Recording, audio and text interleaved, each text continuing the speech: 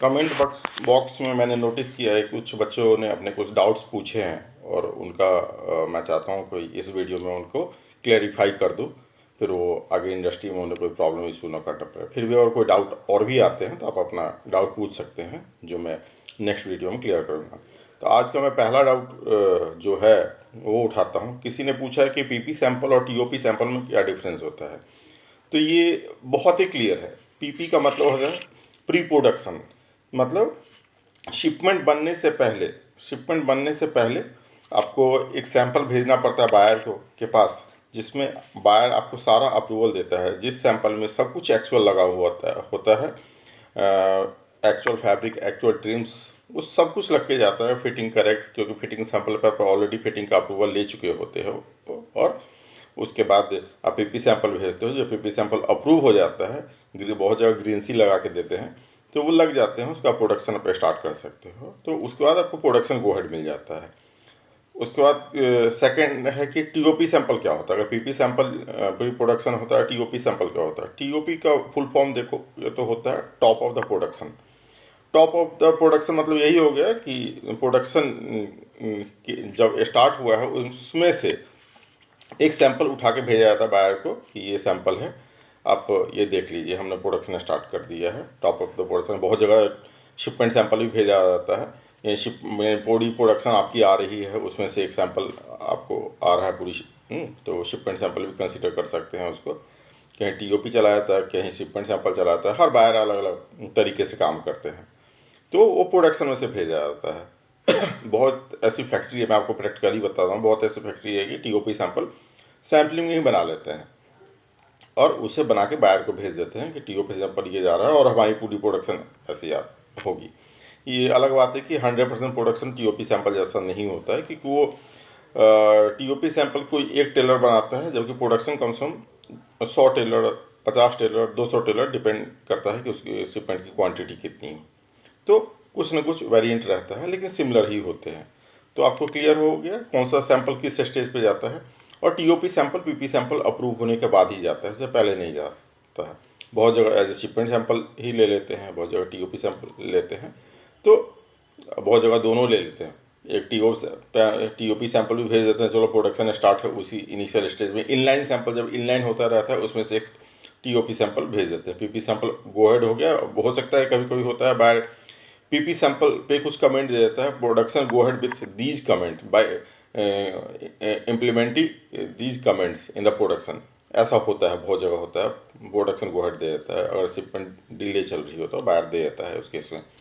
तो उस कमेंट को करेक्ट करके एक टीओपी सैंपल प्रोडक्शन में से भेजा जाता है। रूल यही कहता है टीओपी सैंपल। तो वो टीओपी सैंपल बायर मांगता है तो हम भेज सकते हैं। ठीक है, ये डाउट आपको क्लियर हो गया। अगला पॉइंट है कि किसी ने पूछा है कि साइज रेशियो का फॉर्मूला क्या होता है। ये तो बहुत आसान है। साइज रेशियो, सपोज आपके किसी ऑर्डर क्वांटिटी में आपको लिखा हुआ है कि स्मॉल, मीडियम, लार्ज, एक्सल और डबल एक्सल, 5 साइज हो गया। स्मॉल, मीडियम, लार्ज, एक्सल और डबल एक्सल, 5 साइज हो गया। इसकी टोटल क्वांटिटी अगर 500 है और 1:1 रेशियो का फॉर्मूला दिया हुआ, हर साइज में 1:1 लिखा हुआ है, तो इक्वल इसको टोटल हो गया 5, 5 को 500 से डिवाइड कर दीजिए तो आपका हो जाएगा 100। मतलब हर साइज में 100 पीस हो गया। आपकी इतनी ऑर्डर क्वांटिटी है, कटिंग में वैसे ही कराएंगे। सपोज किसी में 1 है, किसी में 2 है, किसी में 1 है, किसी में 3 है, तो उन टोटल को कैलकुलेट करो। और उन टोटल को कैलकुलेट करने के बाद सपोज टोटल को कैलकुलेट करके 8 हो गया, एग्जांपल के लिए लेता हूँ, तो 8 से 500 को डिवाइड कर दो। 500 और टोटल ऑर्डर क्वांटिटी है, तो डिवाइड किया, जो आया आपका हाँ, तो कितना, 8 पंचे 40, 40 आया आपका। तो जहाँ पे 1 होगा वहाँ 40 हो जाएंगे और 40 की क्वांटिटी होगी। ठीक है, जहाँ पे 2 हो गया वहाँ 80 हो गया, जहाँ पे 3 हो गया तो 120 की क्वांटिटी हो गई। ठीक है, तो यही आपका होगा। टोटल मिला के आप कैलकुलेट कर लेना, टोटल मिला के 500 होने ही चाहिए, ये रेशियो है। इसी हिसाब से कटिंग भी होती है, इसी हिसाब से प्रोडक्शन भी जाती है और शिपमेंट भी जाती है। बाहर का ये रेशियो होता है। पैकिंग भी इसी हिसाब से हो, मैक्सिमम आप ऐसा कर लेना। ये आपका क्लियर हो गया। अगला है बिटलूम क्या होता है। किसी ने पूछा बिटलूम क्या होता है। बिटलूम, डेस्कलूम सब एक ही होता है। जब यार्न डाइड फैब्रिक का आपके पास ऑर्डर आता है तो एक छोटे से लूम पे छोटा स्वॉच बना के दिया जाता है। कोई A4 का बना देता है, कोई उससे भी लंबा बना देता है, लंबे, लेकिन उसी साइज में हम बायर को भेजते हैं। और यार्न, स्पेशली यार्न डाइड के केस में जब कुछ यार्न को डाई करके और उसको छोटे से लूम पे बनाया जाता है। बिट मतलब छोटा, लूम मतलब जो लूम होता है, करघा अगर हिंदी में बोले तो, उस पर जो बनाया जाता है फैब्रिक, दैट इज़ कॉल्ड बिटलूम। तो वो हम बायर को भेजते हैं फॉर अप्रूवल। जैसे लैब डिप भेजते हैं सॉलिड के केस में, स्ट्राइक को भेजते हैं प्रिंट के केस में, वैसा ही बिटलूम होता है यार्न डाइड के केस में। और ये बायर को जाता है फॉर अप्रूवल। बायर उस पर अप्रूवल देता है, उसके बाद ही पूरा प्रोडक्शन उसी के हिसाब से स्टार्ट हो जाता है। ये आपका क्लियर हो गया। अब किसी ने पूछा प्रोडक्शन फाइल और मर्चेंडाइजिंग फाइल में क्या डिफरेंस होता है। देखो, प्रोडक्शन फाइल, पहले मर्चेंडाइजिंग फाइल बताया, तो मर्चेंडाइजिंग फाइल में आपको सब कुछ डालना है। बहुत सारे मेल आपके रहेंगे जो बायर से आप 100 बार कम्युनिकेट किए होंगे किसी टॉपिक पे, बैक एंड फोर्थ बहुत सारा हुआ होगा, ठीक है। जितने अप्रूवल्स हैं वो सारे डालने होंगे, आपके फाइल में होने चाहिए। उसके बाद जितना मेल कॉरस्पॉन्डेंस, एस्पेक्ट सीट, टेक पैक, जितने चीज़ होते हैं सब प्रोडक्शन मर्चेंडाइजिंग फाइल में होते हैं। प्रोडक्शन फाइल में भी लगभग सेम ही होते हैं, एक्सेप्ट कि बहुत सारे मेल जो आपके कम्युनिकेट हुए हैं बायर के साथ, वो सारा अवॉइड करके जो फाइनल सोल्यूशन हो वो प्रोडक्शन को दे दो ना, तो प्रोडक्शन वाले कंफ्यूज हो जाएंगे कौन सा फॉलो करना है, कौन सा नहीं फॉलो करना है।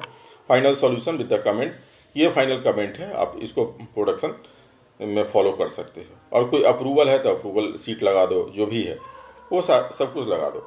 और सैंपल है तो सैंपल तो चाहो प्रोडक्शन में 100% अप्रूवल सैंपल ही दिया करो, क्योंकि कभी कोई कमेंट छूट जाते हैं प्रोडक्शन फॉलो करते समय। और वो हर आदमी प्रोडक्शन, अगर किसी से गलती हो जाए आपके मत्थे आ जाएगा, क्योंकि आप हो मर्चेंडाइजर तो आपके सर पे आएगा ही है, इन्होंने बताया नहीं। इसलिए चाहो कि प्रोडक्शन में सब कुछ ओके किया हुआ ही सैंपल दे दो।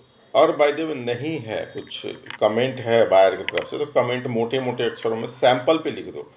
हाँ, हो सकता है शीट ना पढ़े, सैंपल पे ज़रूर लिख दो कि ये यहाँ पे ये कमेंट है, ये कमेंट आप करके आपको जाना है, ठीक है। और ठीक होने वाला हो तो कृपया करके उस सैंपल को आप ठीक करें, और ठीक करके ही प्रोडक्शन दें। तो आप समझ गए कि प्रोडक्शन फाइल और मर्चेंडाइजिंग फाइल में दोनों फाइल लगभग सिमिलर, एक ही जैसे होते हैं। प्रोडक्शन में वही डालो जो चीज़ प्रोडक्शन से रिलेटेड हो, जो लगभग प्रोडक्शन बनाने के क्या क्या चाहिए वो सारा दे दो। जितने अप्रूवल से सारे डाल दो, उसमें टेक पैक डाल दो, स्पेक्सिट डाल दो, फिटिंग सैंपल के कमेंट डाल दो, पीपी सैंपल के कमेंट डाल दो, ट्रिम्स अप्रूवल डाल दो, फैब्रिक अप्रूवल डाल दो, लैब डिप, उसके बाद आपका जो बल्क लॉट अप्रूवल है वो सारे के सारे डाल दो।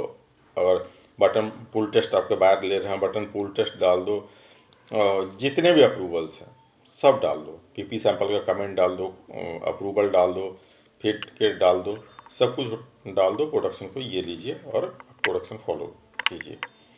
क्योंकि मर्चेंडाइजिंग फाइल में कुछ बहुत चीज़ होती है कि कुछ आपके फाइल में रहती है, कुछ आपके कंप्यूटर होते हैं, आप सबको प्रिंट आउट निकाल के आप अपने फाइल में नहीं लगा पाते हो, कभी होता है, बहुत लोगों का अपना काम करने का तरीका होता है। लेकिन प्रोडक्शन फाइल में सब कुछ डालना, क्योंकि वो मिस ना हो, क्योंकि आप तो मेल पे पढ़ लिया, आपके दिमाग में चल रहा है चलो ये करना है या नहीं करना है, लेकिन प्रोडक्शन में अगर आप मिस कर गए तो वो तो नहीं करेंगे, फिर आपकी गलती मानी जाएगी, ठीक है। ये क्लियर हो गया आपका। अब किसी ने पूछा है कि क्या मैंने टेक्सटाइल डिजाइनिंग किया है और क्या मैं मर्चेंडाइजर का काम कर सकता हूँ। एक बार ट्राई करके देखो, अगर ब्रेक मिलता है तो आप ज़रूर कर सकते हैं, कि मर्चेंडाइजर का काम ऐसा नहीं है कि आप डिजाइनिंग तो जानते ही हो, तो डिजाइनिंग में पहले जाओ और डिजाइनिंग से आपको धीरे धीरे प्रोडक्ट डेवलपमेंट में मिल जाता है काम, तो धीरे धीरे प्रोडक्ट डेवलपमेंट करो और उसके साथ साथ मर्चेंडाइजिंग में आ जाओ।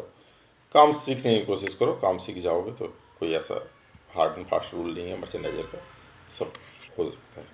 उम्मीद है ये वीडियो आपके लिए बेनिफिशियल रहा होगा। आपकी जितने भी क्वेरी है वो मैंने उम्मीद है कि मैंने रिजॉल्व कर दिए हैं, सॉल्व कर दिए हैं। और भी कोई डाउट हो आपके तो आप पूछ सकते हो, कमेंट बॉक्स में डालो, मैं उनका फिर से वीडियो बना के भेजूँगा। Thank you.